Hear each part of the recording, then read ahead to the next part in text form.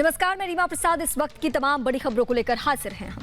नमस्कार, आप देख रहे हैं रिपब्लिक भारत में निधि चतुर्वेदी आपके साथ। दिल्ली विधानसभा में बजट पेश किया जा रहा। आजादी के 75 साल पर दिल्ली में उत्सव का सा माहौल। मनीष सिसोदिया ने इस बात का जिक्र किया।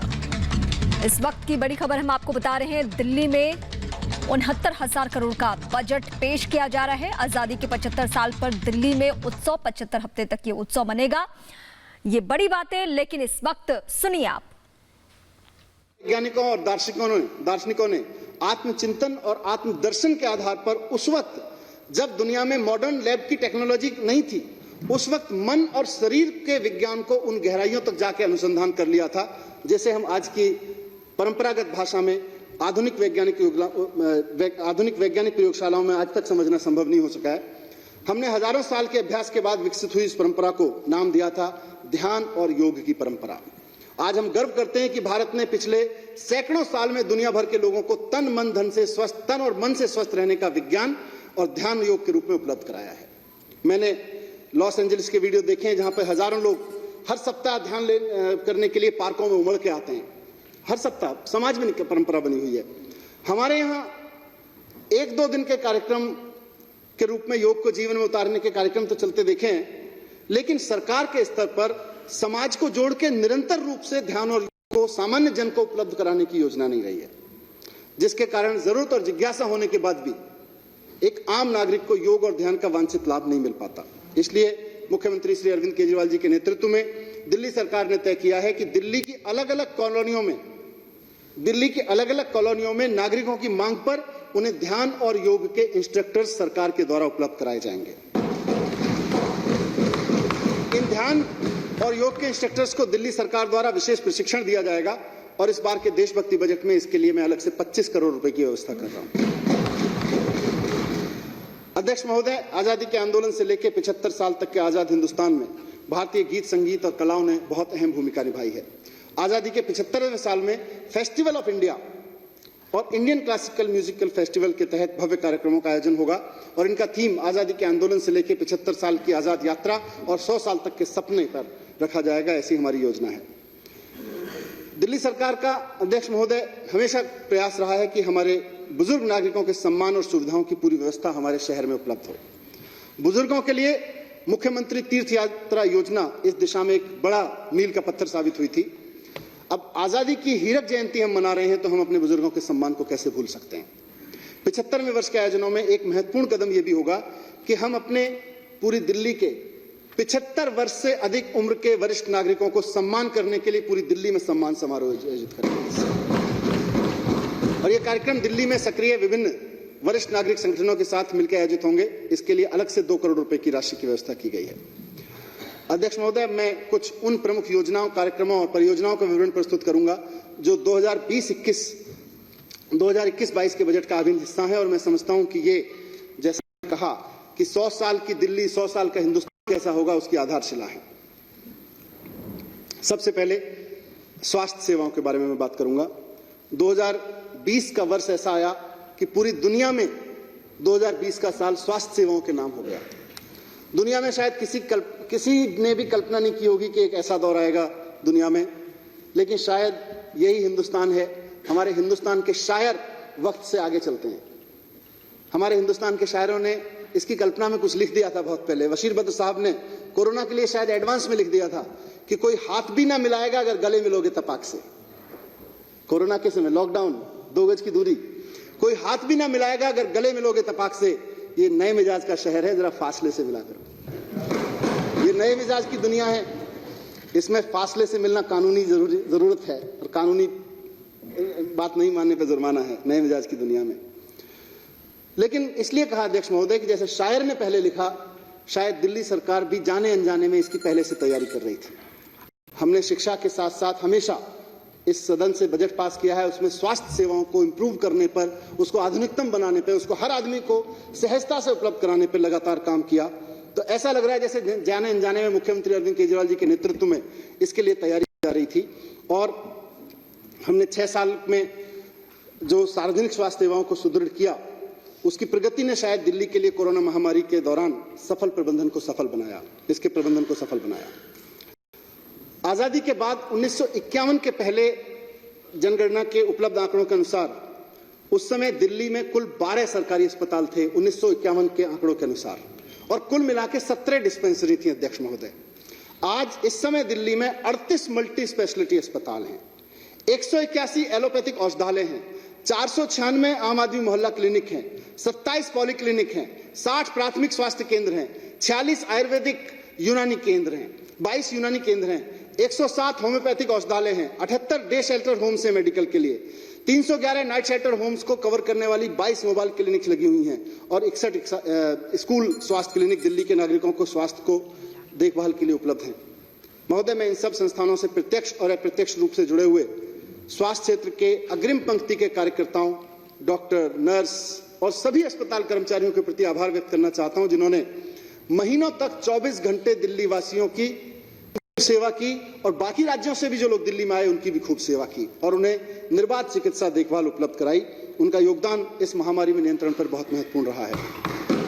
यह मुख्यमंत्री अरविंद केजरीवाल जी की दूरदर्शिता थी कि दुनिया के सबसे विकसित शहरों में भी कोविड के दौरान चरमराती स्वास्थ्य की हालत को देखा उन्होंने और उनसे सबक लिया, और समय रहते कोविड के लिए होम आइसोलेशन की नई अवधारणा को दिल्ली में शुरू करवाया। देश का पहला प्लाज्मा बैंक भी मुख्यमंत्री जी ने दिल्ली में शुरू करवाया और जरूरतमंद रोगियों को निःशुल्क प्लाज्मा उपलब्ध कराना शुरू हुआ। होम आइसोलेशन और प्लाज्मा दोनों ऐसी व्यवस्थाएं थी, इनोवेटिव थी, और जिनकी वजह से दिल्ली का कोरोना मैनेजमेंट बाकी लोगों के लिए भी सीखने के लिए एक मिसाल बना, एक प्रेरणा बना।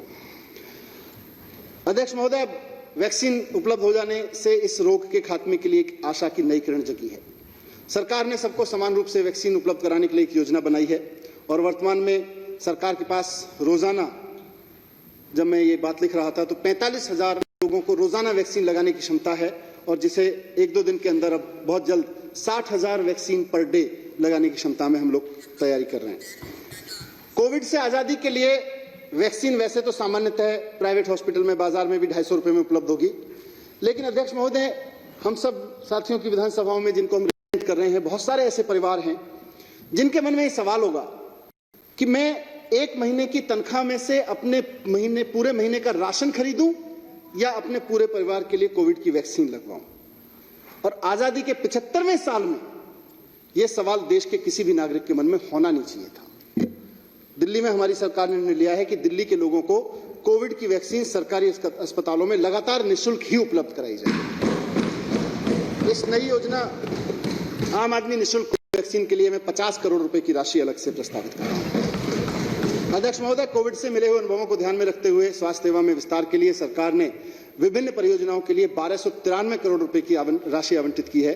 ये परियोजनाएं हैं ज्वालापुरी, सिरसपुर, मादीपुर, विकासपुरी में नए अस्पतालों का निर्माण, 19 मौजूदा अस्पतालों को नया रूप देना, नए अस्पतालों और नए रूप देने का काम पूरा हो जाने के बाद अस्पतालों के बिस्तरों की संख्या में 14,000 से अधिक की बढ़ोतरी हो जाएगी। बुराड़ी में, संजीव भाई बैठे हैं, बुराड़ी में 768 बिस्तरों के अस्पताल का निर्माण का काम पूरा हो गया और इसे कोविड के लिए 450 बिस्तरों के साथ खोल दिया गया है।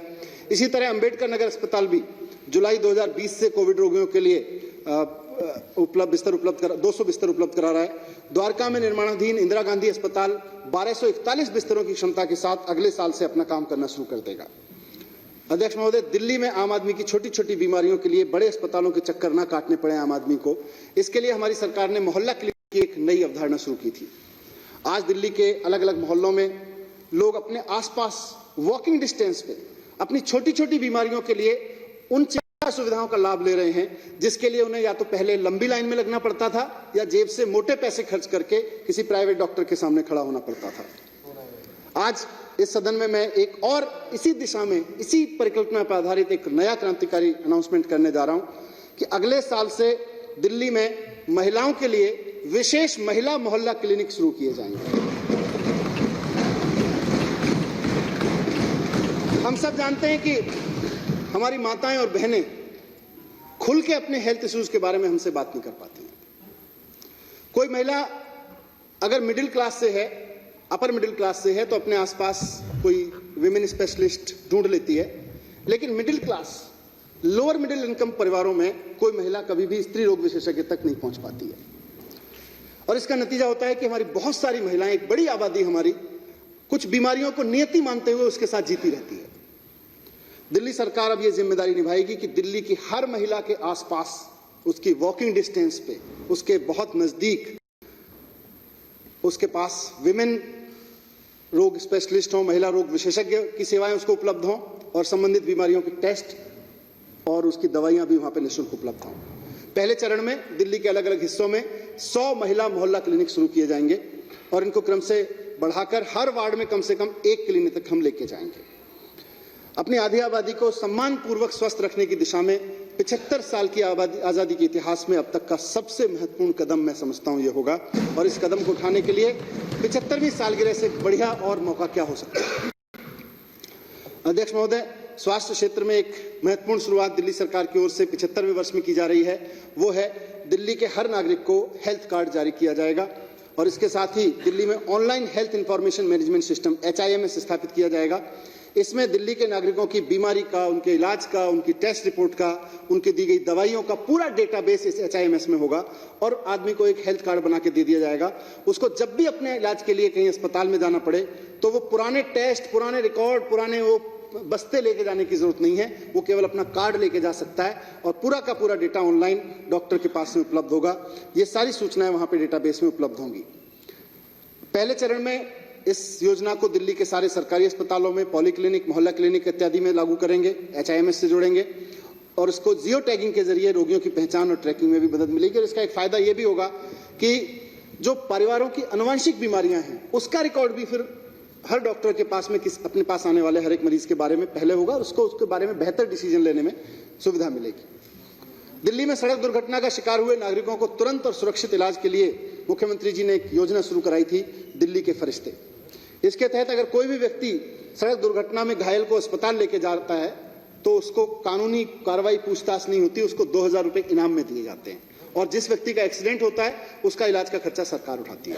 ये योजना बेहद सफल रही है और इसकी वजह से 10,600 नागरिकों की जान अभी तक बचाई जा चुकी है और इसकी खूब तारीफ हो रही है चारों तरफ। इस योजना को भी और जोर से